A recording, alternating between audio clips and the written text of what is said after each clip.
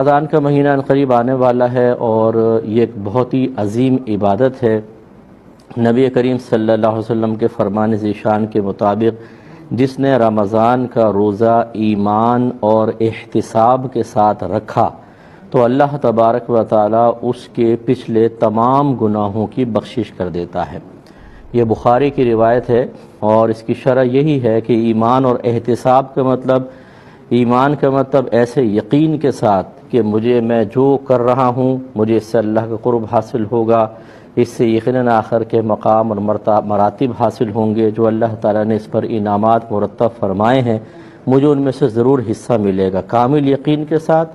اور پھر اپنا احتساب کا مطلب ہے کہ نہ روزے چھوٹے، نہ نماز جائے، نہ تراویح جائے، نہ اس میں کوئی گالی گلوچ ہو، نہ گناہ ہو، بتقاضائے بشریت خدا نہ خواستہ کوئی گناہ ہو جائے تو فوراً سے پیشتر انسان توبہ کرے اور پورے مہینے کو اچھی طرح گزارے۔ تو نبی کریم صلی اللہ علیہ وسلم کی بشارت کے مطابق اس کی پچھلی زندگی کے تمام صغیرہ گناہ معاف کر دیے جائیں گے۔ یاد رکھیں کہ کبیرہ گناہ توبہ سے معاف ہوتے ہیں یا اللہ تبارک و تعالیٰ کسی پر کرم فرما دے، بغیر کسی وجہ کے معاف فرما دے، یا انسان جب حج کرنے جاتا ہے اور اس کی حج کی حاضری قبول ہو جائے تو میدان عرفات میں جو اللہ کے حق میں کوتاہی ہوئی وہ سب معاف، اور جب مزدلفہ انسان پہنچتا ہے تو لوگوں کے حقوق میں جو کوتاہی کا ارتکاب ہوا اللہ تعالیٰ ان سب کو معاف فرما دیتا ہے۔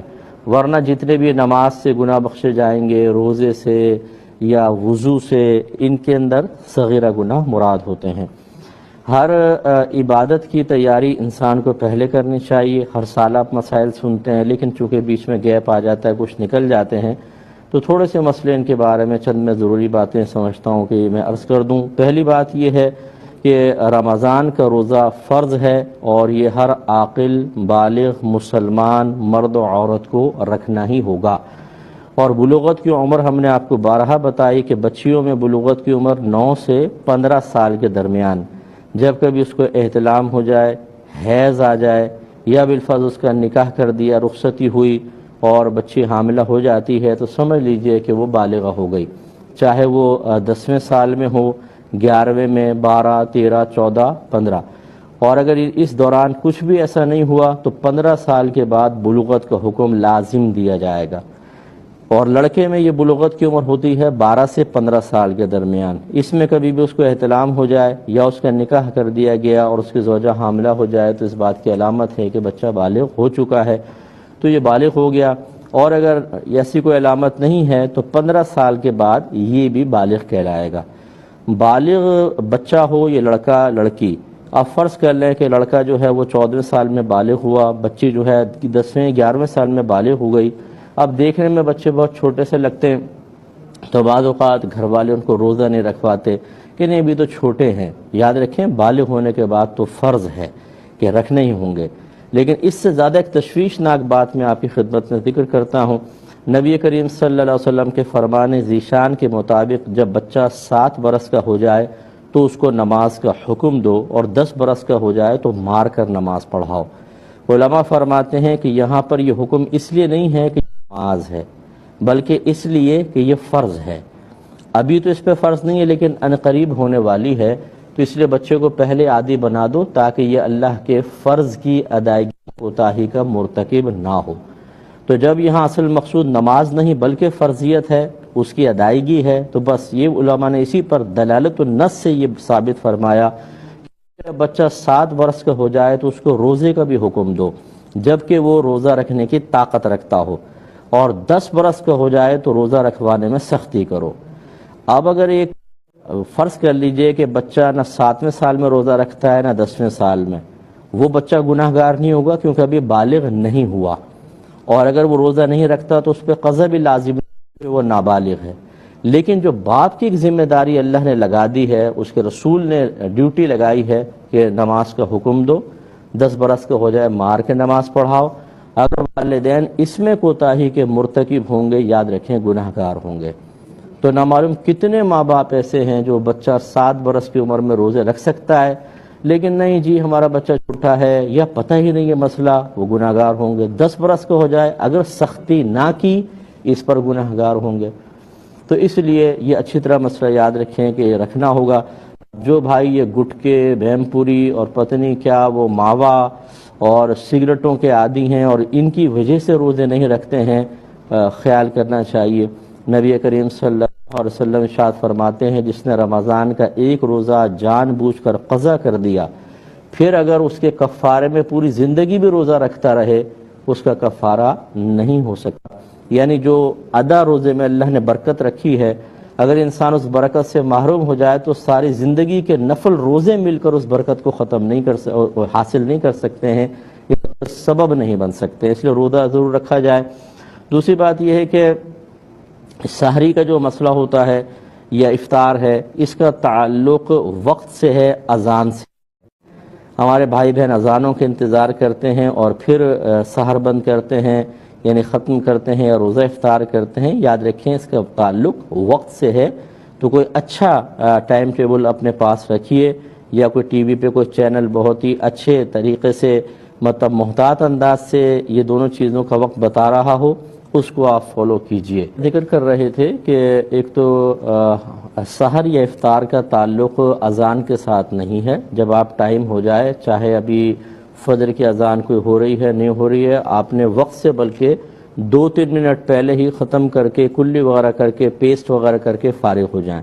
یہ جو ہمارے ہاں ہیں کہ مطلب کھاتے رہتے ہیں حتیٰ کہ اذان شروع ہو جاتی ہے، اس طرح روزے نہیں رہتے ہیں۔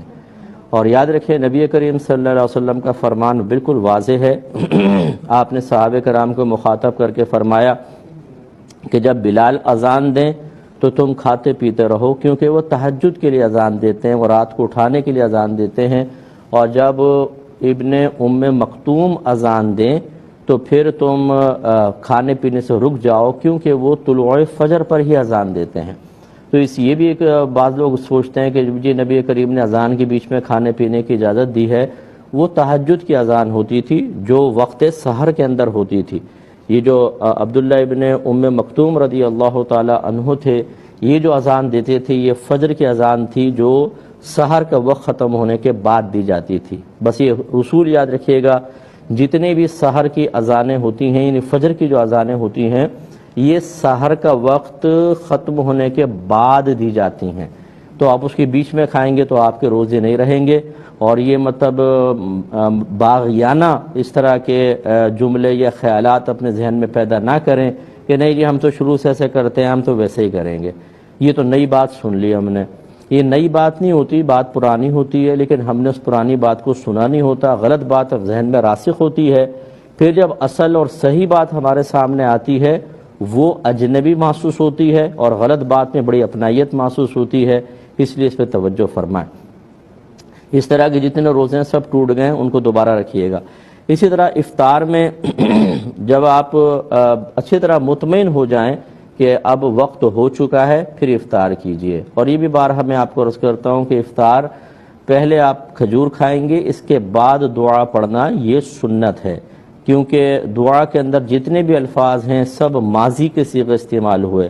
اے اللہ تعالیٰ میں تجھ پر ایمان لایا، میں نے تجھ پہ بھروسہ کیا، توکل کیا، تیرے دیے ہوئے رزق سے افطار کیا، یہ سب ماضی کے صیغے ہیں۔ اور قرآن حدیث میں اگر یہ الفاظ آئیں، جب تک کوئی صحیح عذر شرعی عذر نہ ہو ان کو ان کے اصل معنی سے ہٹانا صحیح نہیں ہوتا ہے۔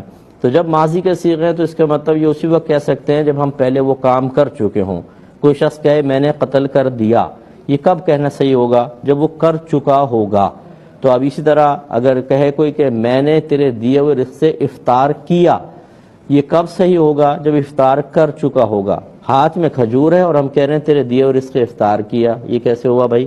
تو عقل سے ہی دیکھ لیں تو یہ سمجھ میں آ جائے گا۔ تو ہمارے اکابرین نے لکھا ہے کہ یہ سنت یہ ہے کہ پہلے کھجور کھا لیں، یعنی روزہ کھول لیں، اس کے بعد پھر دعا پڑھیں۔ اب چونکہ وقت تقریباً ختم ہو چکا ہے، صرف ایک جملہ یہ عرض کروں گا کہ فیس بک پر میں بذات خود نہیں ہوتا ہوں۔ اگر کوئی آپ سے یہ کہہ رہا ہے کہ میں مفتی اکمل ہوں اور آپ اس سے مفتی اکمل سمجھ کر کلام کر رہے ہیں تو وہ میں نہیں ہوں، کیونکہ میرے پاس ٹائم بالکل نہیں ہوتا، میں فیس بک پر از خود نہیں ہوتا۔ یہ اچھی طرح ذہن میں رکھے، جو ایسا کر رہا ہے وہ جھوٹ بول رہا ہے آپ سے، اس کی اچھی طریقے سے آپ کو تواضع کرنی چاہیے۔ اب اپنے میزبان کو، ہمارے کیو ٹی وی کی ٹیم کو اجازت مرحمت فرمائیں. آپ ہمارے لیے دعا کریں، ہم آپ کے لیے دعا گو ہیں کہ اللہ تبارک و تعالیٰ آپ کو اس رمضان کی مکمل برکات سے فیضیاب ہونے کی توفیق عطا فرمائے. آمین. وآخر دعوانا ان الحمد للہ رب العالمین.